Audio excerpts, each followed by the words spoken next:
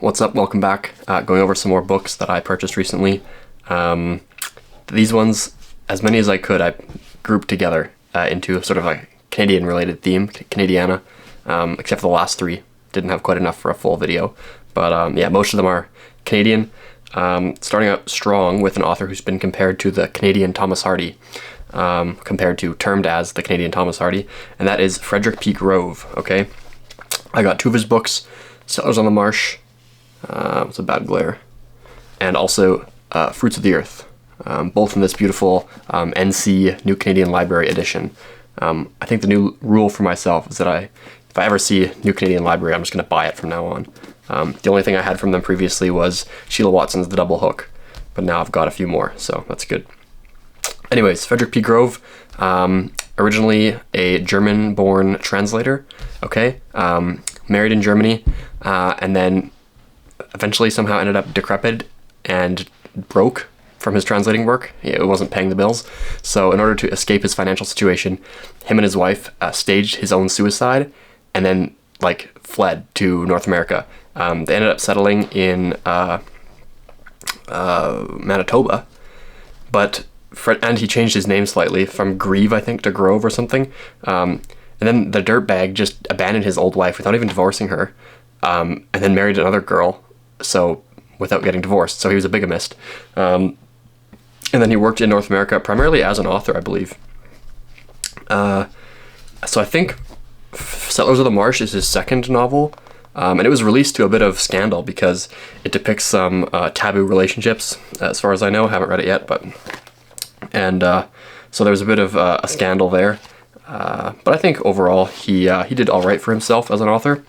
Ended up going to the US on some lecture tours, I believe. But yeah, I don't think he was ever super wealthy or famous during his life.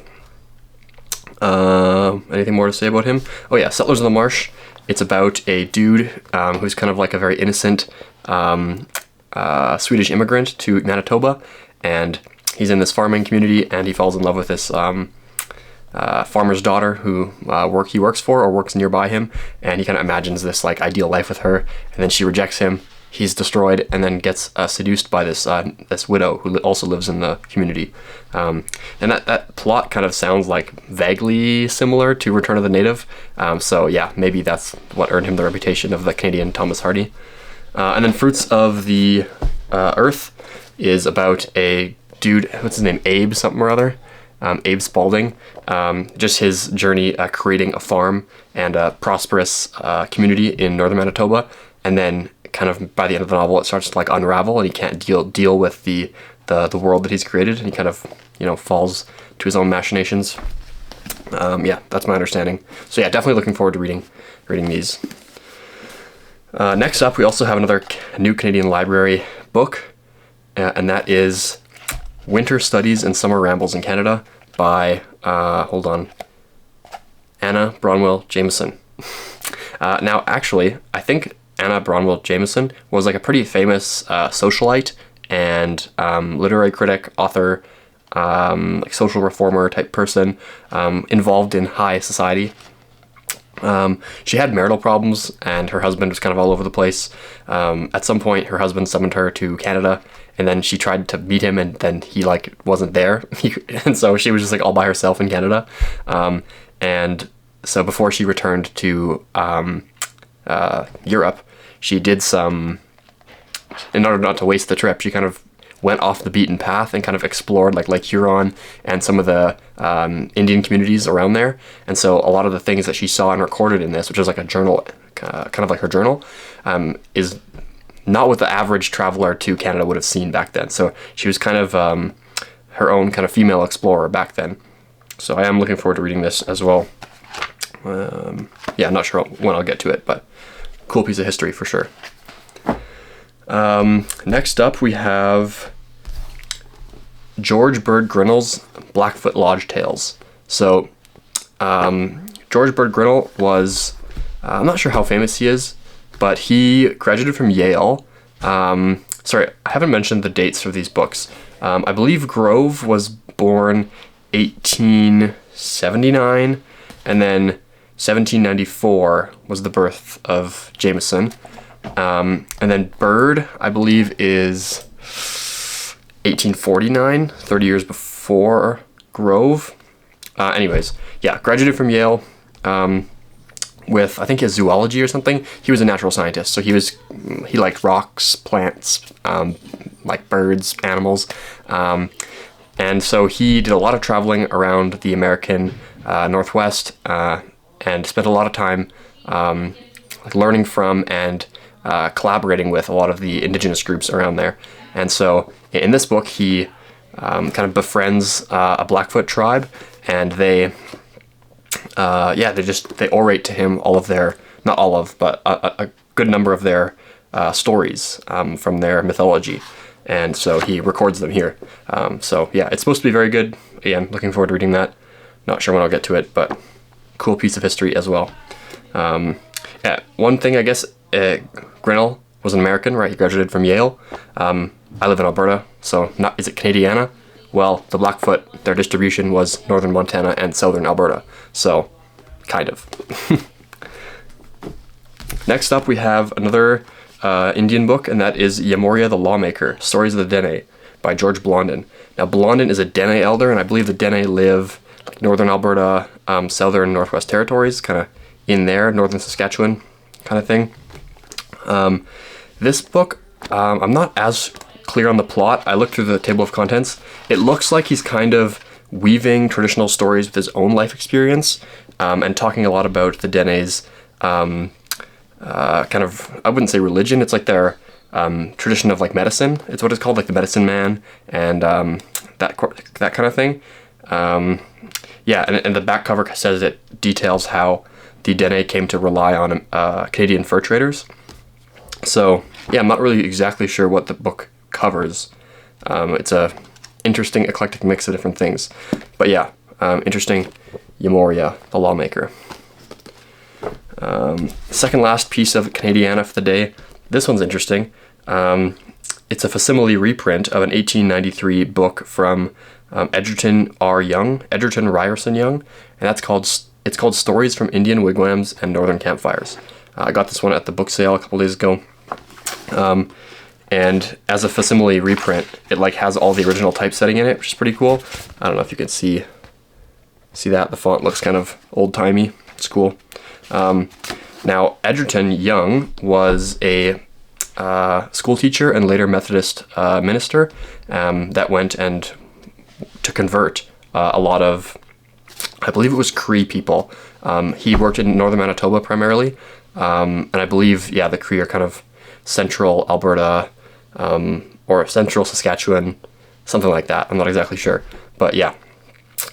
So these are just like stories that he heard from the indigenous people, plus his own stories, and just, yeah, like just going through the table of contents, it's very interesting. Just like so random. Like he's talking about like how he went on a fun hunting trip for bear, and then he's talking about like a lot of the Indians' belief systems. Talks about, there's a section on the Wendigos, or like the what do you got, the cryptids that like eat people.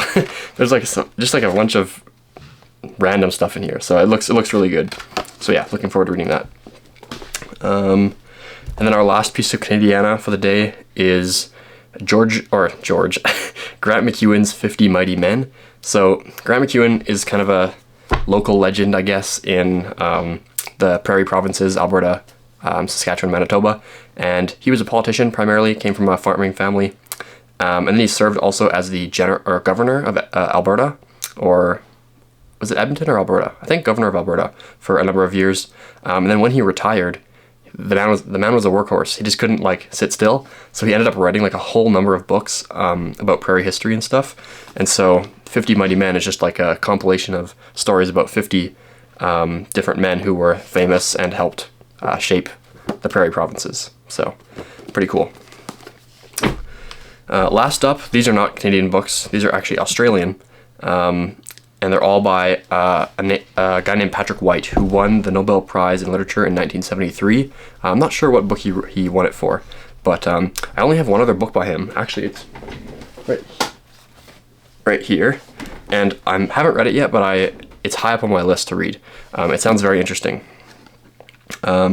Whereas it doesn't have a summary on here, but essentially it's 4 disconnected tales of different people and how they all start to meet each other and realize they've had the same vision of Ezekiel being pulled up to heaven in the fiery chariot.